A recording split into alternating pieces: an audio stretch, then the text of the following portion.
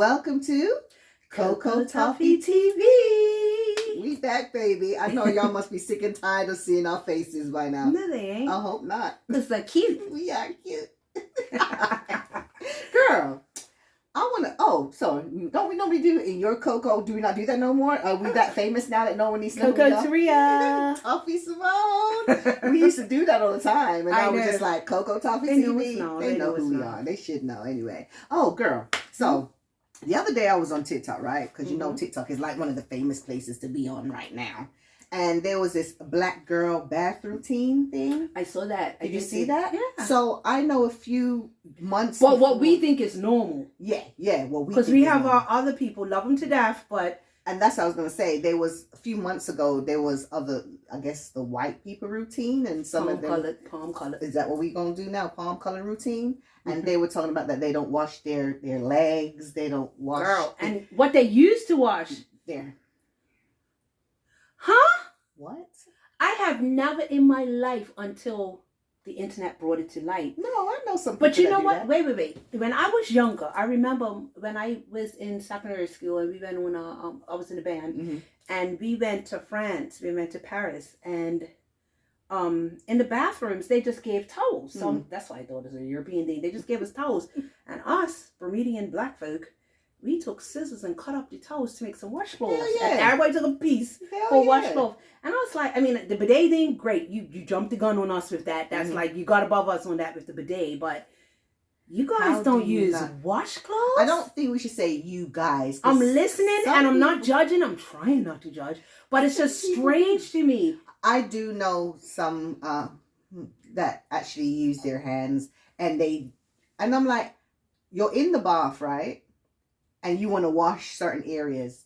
How do you just use your hand to get to the crevices of what you need? Yeah. Like, I mean, mind you, I do know a few palm color people that I know use washcloths or loofahs or whatever. But they said that they think using a washcloth is dirty and nasty and all the bacteria hardened.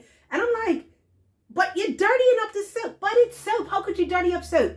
No. Have you ever had dirty hands and put on a bar soap and looked at that bar soap? Yeah. And you want to put, but you want me to come to your house and use.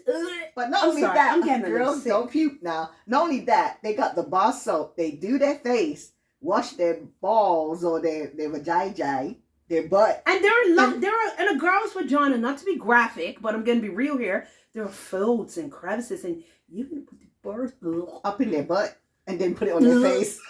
I hope that's not true. But I'm graphically thinking, if you don't have nothing to capture that, you've got the soap in your hand, you're going to rub your butt. And what if you're fat and you got rolls?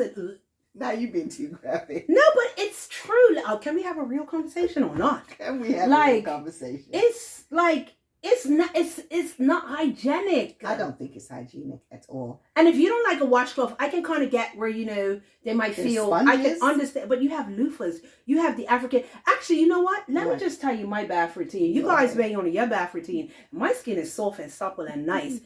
It is genetic, but it also we work on it. And I'll tell you... So me, have you ever heard of dry brushing? I have. Okay, so that's what I do. I don't do it every day because... my skin's soft and delicate, and I'm like a little delicate flower. So I do it like every couple of days, maybe 2 or 3 times a week. So before I get in the shower, the first thing I do on my dry skin is I take a dry brush, and I it takes off all, and it massages your, lymphatics, whatever, drainage or whatever. And I probably got the wrong terms. You can get it right, but I brush my skin and it takes off. I know it sounds gross, but it takes off. I do my legs and my arms and everything, and it takes off the dead skin. Yeah. And this is before I even get in the shower. Then the most important element is that African net soap, the one with the little nuts on it, like that right there.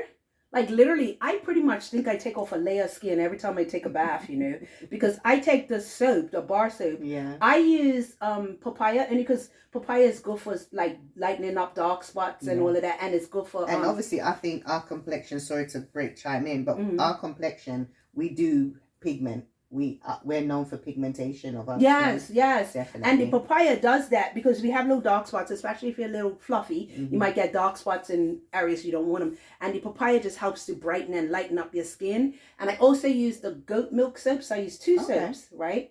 And I put them, so I wash myself 2 times with the African net. So after I dry brush, I take the African net and I put the goat milk soap on there, and it gets really like soapy. And I wash myself, I scrub it. It feels so nice. It feels like, you know how you get somebody scratch an itch and it just feels so nice? But it also hurts, but it feels nice, and it hurts, and it feels nice, and it hurts. And I just like rub that on my body, and you want? It's a ghost? I heard something. No. Anyway, she has ghosts in the house.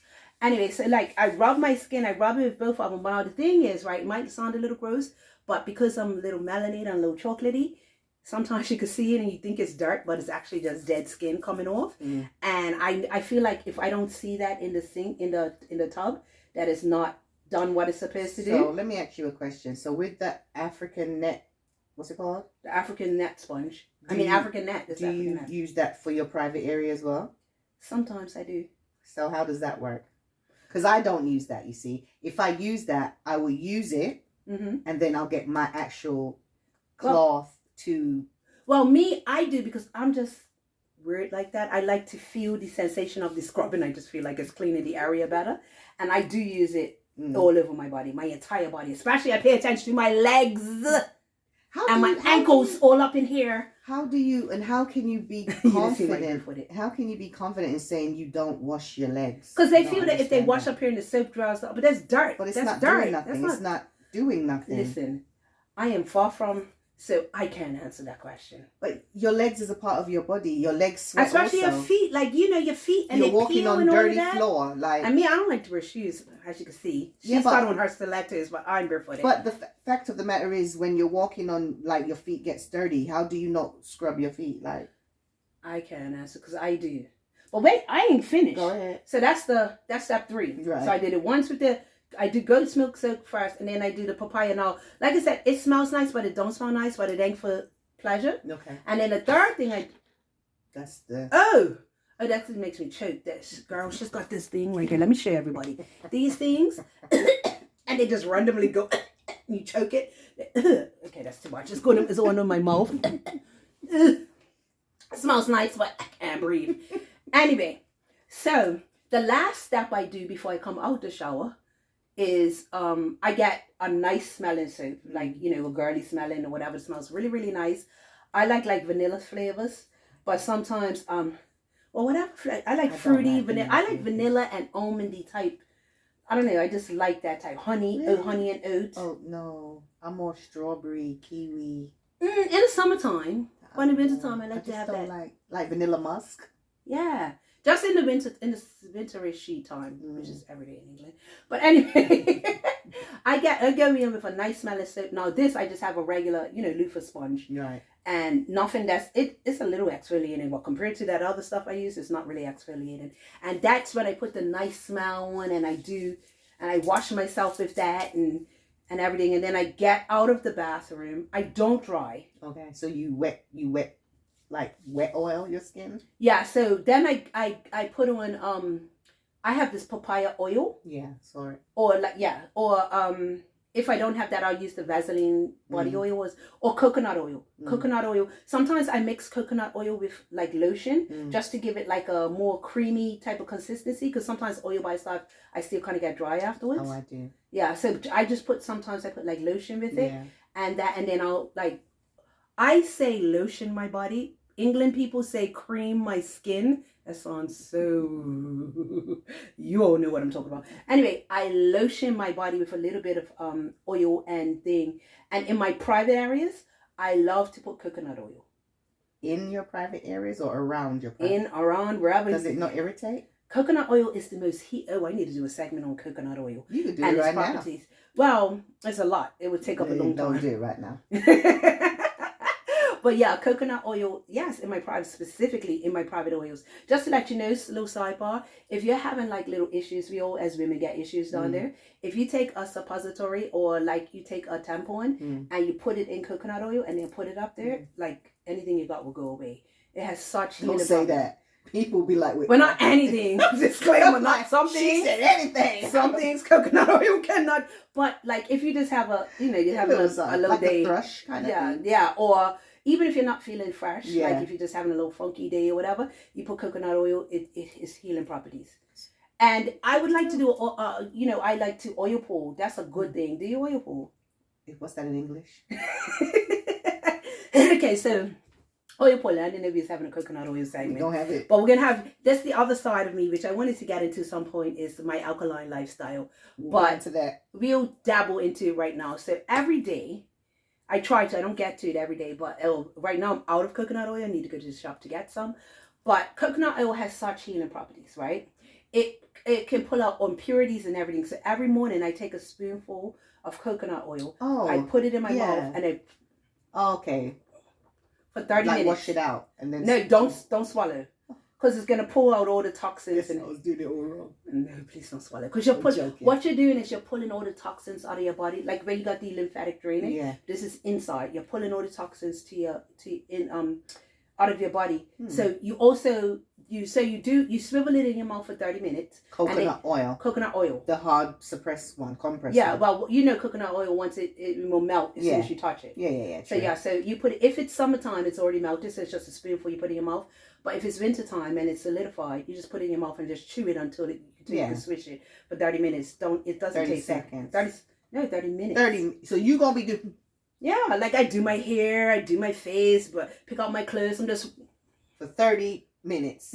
30 minutes. That's why I haven't done it. But you do it and you just start notice your health. You start feeling better. It's like, see, I'll get into coconut oil and sea moss and tell you like all the benefits of it. But with the coconut oil, the next episode. Yeah, and maybe the next episode we can talk about sea moss and all the good things sea moss can do for you.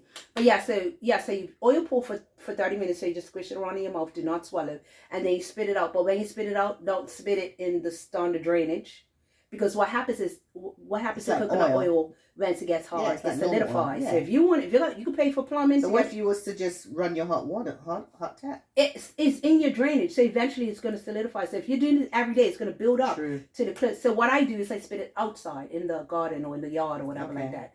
And it's oils, it's coconut oil. It can be bad, and it's also toxic. So you don't want all them toxins going down your drainage. So do that every other day. Like how often should you do it? Because see, I'm learning this right now. You should do it like maybe about 2 to 3 times a week. If you can do it every day, that's amazing. 2 to 3 times a week. Yeah, but if it's Monday, Wednesday, Friday, come on. That's a lot.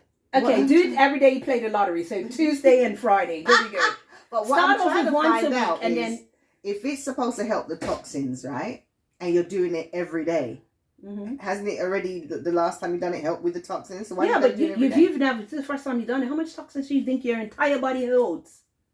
And how do I know it's working when I spit it? How do I know? What do you mean, how do you know? How am I going to know if it's working? Once I do this for 30 minutes. Well, you know what? You tell me. Let's do a challenge with you. We're going to go get some coconut oil. And we're going to do this every single day. And if you guys follow me on my TikTok, I did a whole video on coconut oil. Oil pulling and its benefits. Taria Rana on TikTok. So you want me to do this for 7 days? Yeah, no, we're going to do it for a month. A month? Yeah, we're going to do it together. Do you know how long a month is? 30 days. That's a long time. Sometimes 31. That's a long. Sometimes 28. All right, but right now we passed 28. I know, but it's not as bad. Okay, let's start with, we're going to start you off with once a week.